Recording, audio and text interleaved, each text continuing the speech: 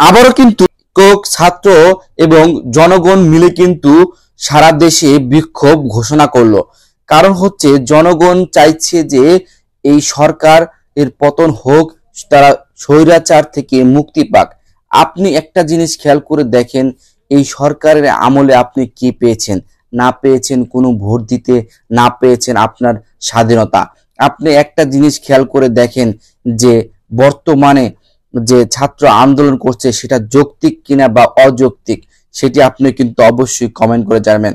আপনি যদি স্বাধীন দেশের নাগরিক হন তাহলে কিন্তু আপনি সঠিক কথা বলতে পারবেন, কারণ আপনি বর্তমানে কিন্তু সঠিক কথা বলতে পারছেন না, ন্যায় অন্যায় কথা বলতে পারছেন না, তাহলে আপনি কেমন স্বাধীন দেশের লোক? বর্তমানে কিন্তু ছাত্ররা তাদের আন্দোলন চালিয়ে যাচ্ছেন। তারা কিন্তু বলছেন যে তাদের যে কোটা আন্দোলন সেটা কিন্তু তারা হয়তোবা পেয়েছে, সরকার সেটা দিয়েছে, কিন্তু তাদের যে 9 দফা আন্দোলন সেখানে কিন্তু বলা হয়েছে যে তাদের যে ভাইগুলো শহীদ হয়েছে তাদেরকে কেন শহীদ করা হলো, এটা কিন্তু তারা বর্তমানে বলছে। আর এর আন্দোলনের সাথে সাথে কিন্তু যোগ দিয়েছেন সকল শ্রেণীর মানুষ।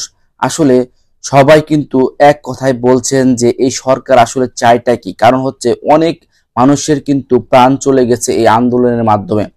আর তারা কিন্তু বলেছেন যে শনিবার থেকে হবে বিক্ষোভ মিছিল এবং রবিবার থেকে হবে অবরোধ। কারণ হচ্ছে পুরো বাংলাদেশ কিন্তু তারা অবরোধের ঘোষণা দিয়েছে, ছাত্র সমাজ এবং বাংলাদেশের জনগণ। এদিকে কিন্তু বিভিন্ন জায়গায় কিন্তু প্রচুর পরিমাণে পুলিশ মারা যাচ্ছে, প্রচুর পরিমাণে ছাত্র মারা যাচ্ছে।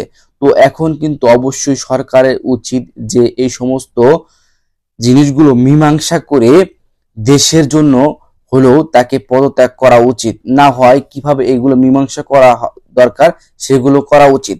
কারণ একটা জিনিস খেয়াল করে দেখেন যে বর্তমান সময়ে যে আন্দোলন চলছে, এই আন্দোলনের মাধ্যমে কিন্তু অনেক প্রাণ ঝরে যাচ্ছে, অনেক পুলিশ মারা যাচ্ছে, অনেক ছাত্র কিন্তু তারা না ফেরার দেশে চলে যাচ্ছে।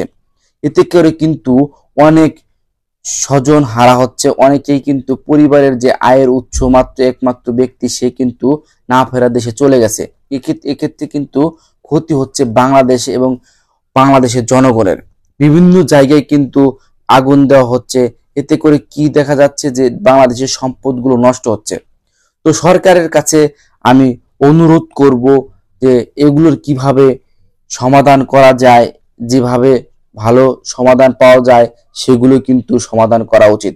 বর্তমানে কিন্তু বাংলাদেশের যে আনাচে কানাচে অভিনেতা অভিনেত্রী তারা কিন্তু মাঠে নেমে এসেছে, এবং ডাক্তার, তারপরে শিক্ষক, তারা কিন্তু ছাত্রদের সাথে মাঠে নেমে এসে সে আন্দোলনে যোগ দিচ্ছে। এতে করে কিন্তু আরো বিক্ষোভ মিছিলটা কিন্তু আরো বেশি হওয়ার কথা, এবং সেখানেই কিন্তু বলা হয়েছে যে শনিবার থেকে হবে পুরো বাংলাদেশে বিক্ষোভ মিছিল এবং রবিবার থেকে হবে অবরোধ।